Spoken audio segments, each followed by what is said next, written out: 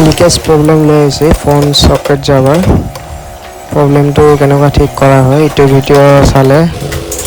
গম পাব কেনেকুৱা চেঞ্জ কৰা হৈছিল তাৰে এটা বস্তুটো ভালকৈ চাই ল'ব হেল্ল' গাইছ নতুন ভিডিঅ'লৈ স্বাগতম আজি এটা R15V3 তাৰে ফোন সকেট যাবাৰ লিকেজ লৈ আহিছে অইলটো চেঞ্জ কৰিব লাগিব আৰু তাৰ ইনাৰটোৰ পৰা অইল বহুত মানে ওলাইছে তাৰ কাৰণে ব্ৰেক পেডটো বেয়া হৈ গৈছে ব্ৰেক পেডটো চেঞ্জ কৰিব লাগিব কেলিবাৰটো মানে পুৰা অইল হৈ গৈছে এটা বাকিখিনি খুলিব লাগিব তো আৰু এটা চাই থাকক কেনেকৈ খুলি আছোঁ প্ৰথমে কেলিবাৰটো খোলা হ'ল তাৰপিছত এতিয়া 14 নম্বৰ বল্ট থাকে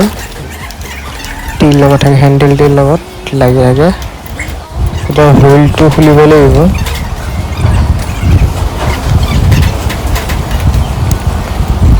এটা আৰু এই সাইডৰটো মানে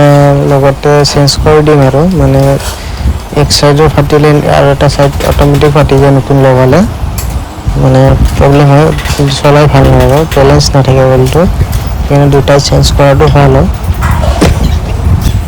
এতিয়া ফ্ৰণ্ট ফেণ্ডাৰটো খুলিব লাগিব 4 নম্বৰ এলেংকি নাট থাকে এইটো খুলি আছে খোলাৰ পিছত 10 নম্বৰ দুটা নাট থাকিব এইটো খুলিব লাগিব এটা অইল সিল চেঞ্জ কৰাৰ প্ৰচেছটো অলপ লম্বা আছে অলপ চাই থাকক কেনেকুৱা কৰে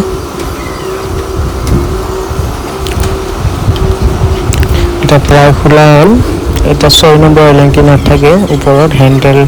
ৰাউণ্ড হেণ্ডেলৰ লগত লাগি থাকে হেণ্ডেল বাৰৰ লগত সকেট যাবাৰটো খুলিব লাগিব এতিয়া এটা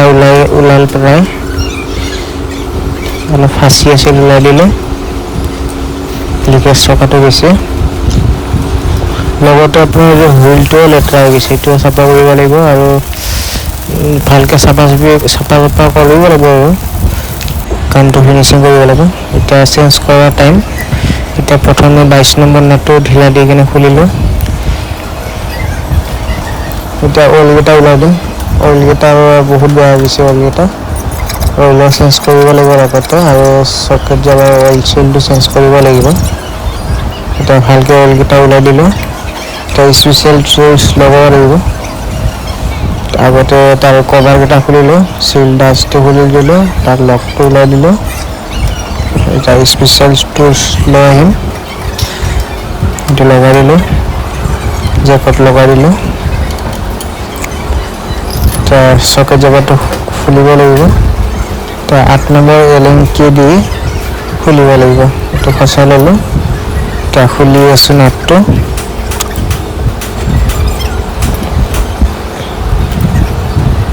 প্ৰায় নাটটো খোলা হ'ল এতিয়া চকেট যাবাৰটো ওলাব লাগিব তাৰ ইনাৰ টিউবৰ পৰা আউটাৰ টিউব আৰু ইনাৰ টিউবটো বেলেগ কৰিব লাগিব এতিয়া অইল চিলটো লগাই মাৰিম এইটো তাৰ লকটো ওলালোঁ এতিয়া ইনাৰ টিউবটো চালোঁ দাগি আছে কিনে দাগি থাকিলে অৱশ্যে চেঞ্জ কৰিব লাগিব বাকীকেইটা চাফা কৰি আছোঁ চাফা কৰা প্ৰায় হ'ল নতুন অইল চিলটো খুলি ল'লোঁ তাৰ টিউবটো চাফা কৰিলোঁ এতিয়া তাৰ স্প্ৰিংটো চাফা কৰিব লাগিব সৰু স্প্ৰিংটো তাৰপিছত পাইপটো চব চাফা মিলি কৰা হ'ল এতিয়া লগাব লাগিব এতিয়া প্ৰথমে স্প্ৰিং আৰু পাইপ লকটো লগাই দিলোঁ এতিয়া নাটটো লগাই কিনে টাইট দিব লাগিব লিমিটেড টাইট দিব লাগিব বেছিও নহয় কমো নহয় এতিয়া মুচি ল'লোঁ ভালকৈ চাফা কৰা হ'ল চব বস্তুকেইটা এতিয়া লকটো প্ৰথমে সোমাম আৰু তাৰপিছত ৱাছাৰটো লগালোঁ এতিয়া স্পেচিয়েল চুল দি কিনে এইটো মাৰি দিব লাগিব হৈ গ'ল মাৰা প্ৰায় এতিয়া মুচি এতিয়া অইল চিলটো সোমাব লাগিব নতুন অইল চিল এইটো সোমাই দিলোঁ এতিয়া মাৰি দিব লাগিব স্পেচিয়েল টুল দি কিনে তাৰপিছত ডাষ্ট চিলটো অলপ চাফা কৰি ল'লোঁ যাতে লেতেৰা নাথাকে এতিয়া লকটো লগাই ল'ব অইল চিলৰ লক লগালোঁ এতিয়া ডাষ্ট চিলটো লগাই দিলোঁ বাকি এতিয়া স্প্ৰিংটো চাফা কৰি ল'ব লাগিব ৱাছাৰ থাকে ৱাছাৰ লগাই দিলোঁ তাৰপিছত পাইপ এটা থাকে পাইপ লগাই দিলোঁ ফ'ৰ অইলটো দিব লাগিব 400 ml R15 V3 চকেট যাব অইলটো হ'ল 400 ml এটা মেজাৰমেণ্ট জকত জুখিলোঁ 400 ml এটা 400 ml ঢালি দিম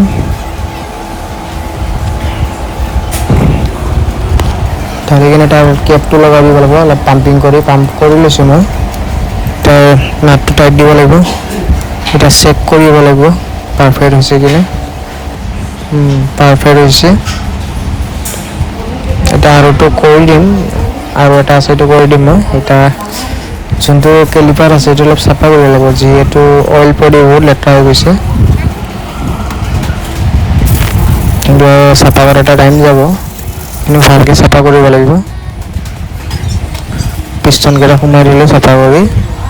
এতিয়া ওপৰে চাফা কৰিব লাগিব তাৰ ABS সেন্সাৰটো মানে একদম লেতেৰা হৈ গ'লে পুৰা বেয়া হৈ গৈছে ক'ব গ'লে এটা চুচি লগাব লাগিব ভালকৈ এইটো হুইলটো ধুব দিছিলোঁ হুইলটো ভালকৈ ধুই আনিছোঁ এতিয়া লগাই দিলে হ'ল আৰু এতিয়া ভালকৈ মিলাই লগাব লাগিব প্ৰথমে যোনটো ৰাইট চাইডটো লগালোঁ এতিয়া লেফ্ট চাইডটো লগাব লাগিব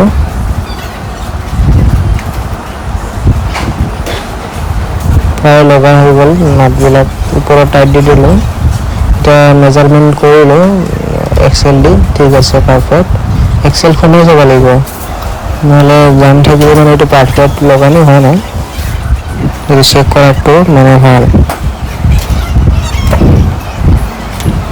এতিয়া ফ্ৰণ্ট ফেণ্ডাৰটো লগাই দিম 4 নম্বৰ নাটটো লগাই আছোঁ বাকী এটা ফিটিং কৰিব আছে ভালকৈ চাই থাকক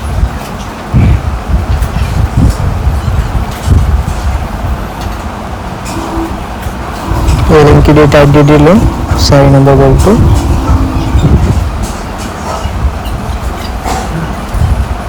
আৰু 10 নম্বৰ নাটটো লগাই দিলোঁ ফ্ৰণ্টৰ নাট কমপ্লিট হ'ল এটা এক্সেলটো গ্ৰেচিং কৰি লওঁ মুচি লৈ লওঁ আগতে এটা গ্ৰেচিং কৰি লগাব লাগিব এটা হোলটো লগাম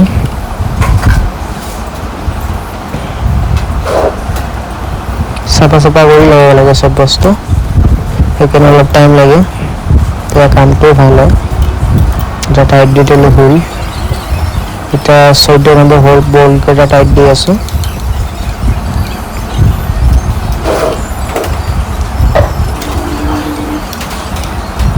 কেলিপাৰটো লগাই দিম ডিছটো চাফা কৰি আনিছে কেলিপাৰটো চাফা কৰিছোঁ মই বাকী নতুন ব্ৰেক পেড লগাই দিছোঁ তাতে বাকী কাম প্ৰায় খতম হ'ব আৰু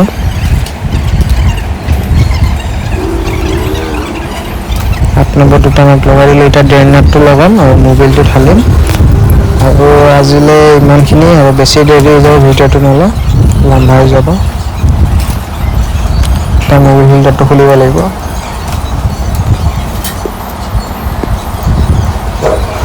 আৰু মোবিল ফিল্টাৰটো যিমান পাৰে জেনুইনটো লগাব মোবিল ফিল্টাৰটো লগাই দিলোঁ এতিয়া নাটকেইটা লগাব লাগিব 8 নম্বৰ নাট থাকে বেছি টাইট দিব নোৱাৰোঁ কেচিং বেয়া যাব মানে থ্ৰেডকেইটা হৈ গ'ল প্ৰায় আজিলৈ ইমানখিনিয়ে ভিডিঅ' নেক্সট এটা বেলেগ টপিক লৈ আহিম মোবিল ঢালাৰ পিছত বাকী কাম নাই বাকী কাম এটা কৰি লৈছোঁ এতিয়া চলাই চাম আৰু কাষ্টমাৰক গাড়ীখন ডেলিভাৰী দিব লাগিব ৱাশ্বিং কৰি আজি ভিডিঅ'টো কেনেকৈ পালে চাই কমেণ্ট এটা কৰিব পাৰিলে ছাবস্ক্ৰাইব কৰিব লাইক এটা কৰিব আজিলৈ মানে ধন্যবাদ